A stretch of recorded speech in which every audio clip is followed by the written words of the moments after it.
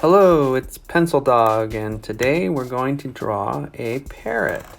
So to start off the parrot, I'm going to draw a D, a sideways D that's kind of like a D that's falling asleep. So you see the shape.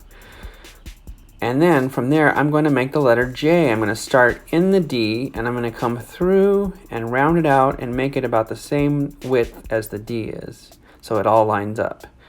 I'm going to draw a mouth in there and a little bit of a smile line, and soon you'll see the O that's going to make the I for the bird. Yeah, he's starting to come together, isn't he? I'm going to connect that line right there so that we have the back of the bird, and then I'm going to draw an S curve. So it's not really an S, but it's just enough of a curve for the feathers and the tail of the bird.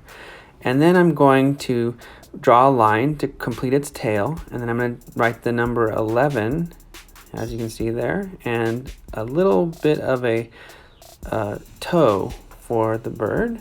And then I'm going to draw some lines for just some interest and texture to make his wing. And there you have it. There's a parrot. Please like this video. Thank you.